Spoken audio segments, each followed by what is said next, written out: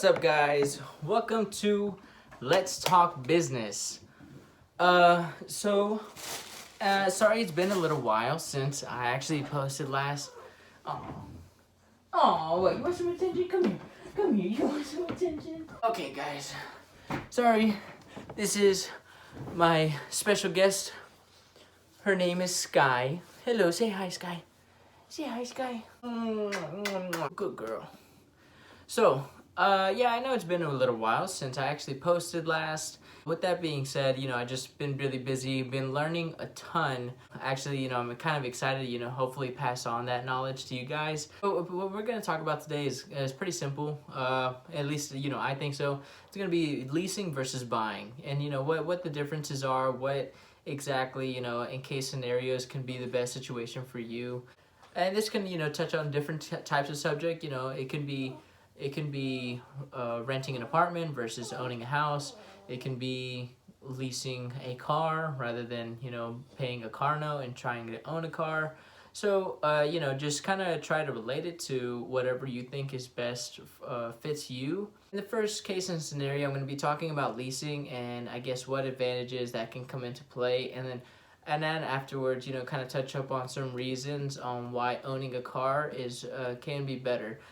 Today I'm not going to get into any kind of numbers, just more so the logical side. I feel like I might just bore y'all whenever I talk about numbers. And of course, this might be some specifics, but I just kind of want to give y'all a general sense, and then maybe y'all can kind of fit into it in y'all's day-to-day lives.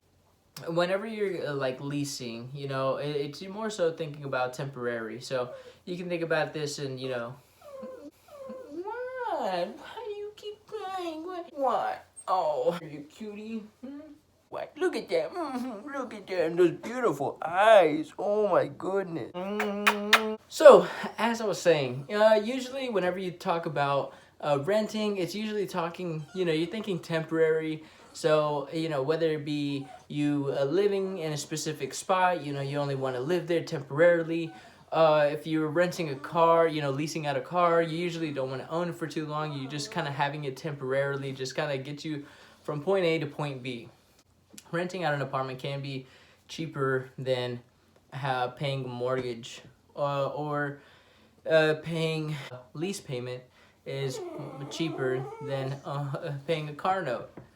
So, so whenever I talk about leasing versus buying, leasing can be cheaper in the sense of, month to month, whether that be paying compared to paying a mortgage. I don't get it. And, this renting can also be cheaper in the sense of, having whenever you're leasing at a car, it is cheaper month to month rather than paying a car note. Now, is it extremely cheaper? I would say not.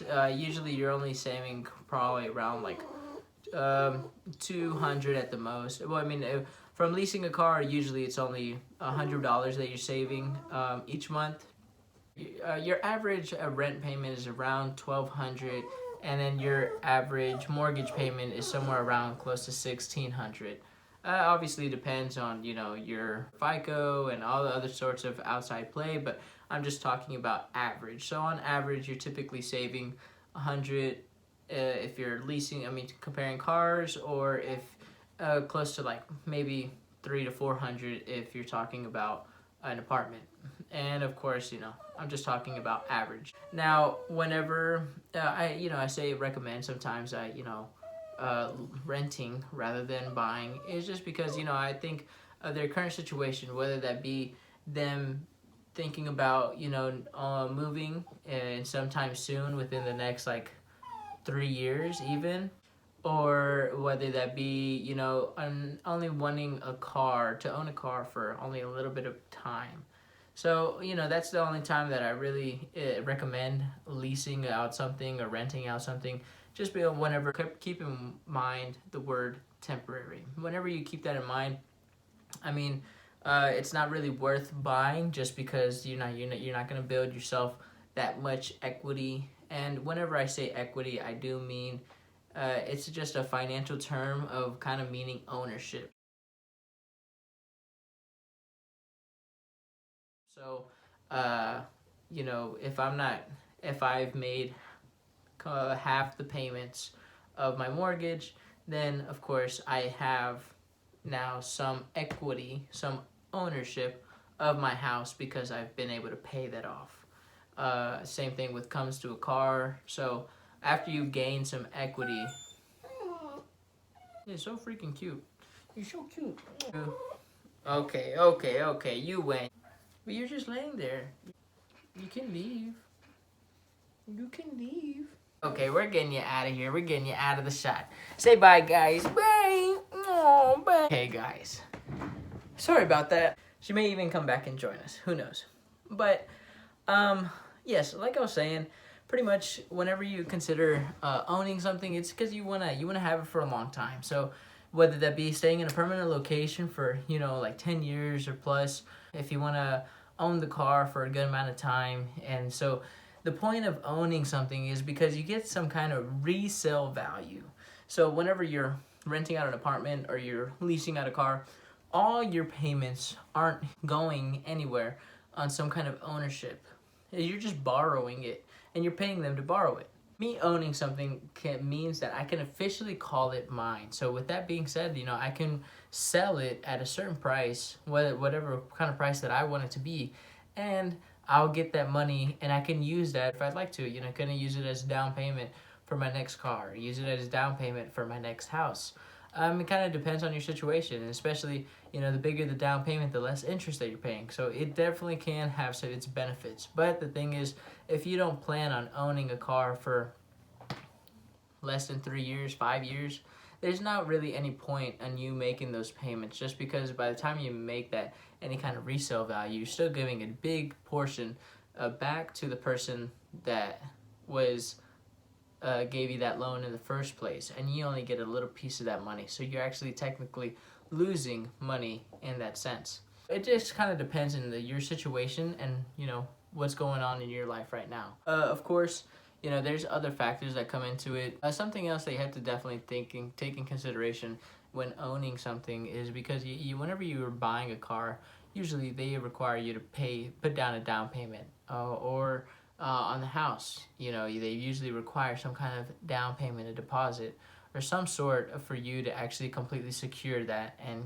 be able to call it yours for the time being. With leasing a car, you don't really have to do that. You kind of are able to keep that big chunk of money from the beginning that normally people are using for down payments, and kind of able to spread that out throughout for leasing a car. You know, like I said, that there's pros and cons, but that's honestly the biggest thing to think about. You don't want to take care of your car. You kind of want a new car every 3 years or so. There's nothing wrong with that. People have their things that they like and don't like. If cars aren't one of them, and you'd rather not worry about any kind of maintenance towards that car, and you just want to make your lease payments, you can definitely do that. The thing is that you have to remember, you're not going to have anything to sell afterwards. And that means that, you know, whenever you're done with your contract or whatever it may be, your payments aren't going towards anything. They're just kind of somewhat going down the drain. The thing is that you won't be in charge of any kind of maintenance towards that car. Of course, you have to definitely be verbal on some things, you know, and not kind of hide it, because whenever you do try to hide it, then it can come out to be, you know, like almost the finger coming back to you. So yeah, that's pretty much it on leasing and buying. There's not much thought that goes into it. It's more so the numbers. Yeah, like I said, I'm not really gonna get into the numbers today, just because it goes case by case. It depends on your situation. You know what stuff is going on in your life, and especially, you know, the numbers can change just depending on the contract and the terms that you've come to agreement with.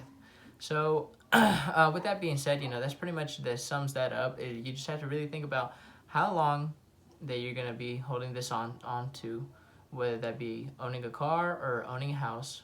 You know, if it's a short period of time, it's probably best to go lease or rent out something.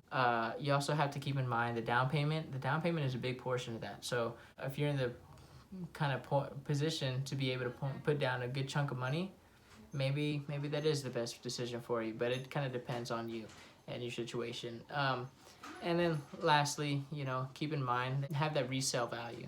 That resale value is a big thing to focus on. You know, if you own something, you definitely have something to sell at the end once you're done completely paying everything, rather than, you know, just going through your contract of renting or leasing something out. You have absolutely nothing, and you kind of in the same boat that you started off with before you even bought something or rented anything out. It kind of sums my day up. I've definitely cut out a certain schedule, so I'll be able to, you know, be on top of these videos more. With that being said, I think this next video I'm going to be kind of talking more so about Bitcoin. I had to do a lot more research myself just so I can feel more comfortable in investing in Bitcoin. I first invested in Bitcoin 3 years ago. I didn't really know at the time what I was really investing in. It kind of turned out to be a good investment. It's not so much to invest in something blindly, but actually know what you're investing in and then why you're investing in it. I'm gonna definitely talk about that, and you know, why is Bitcoin such a big deal right now. I'm glad that y'all joined me, and I will catch y'all later.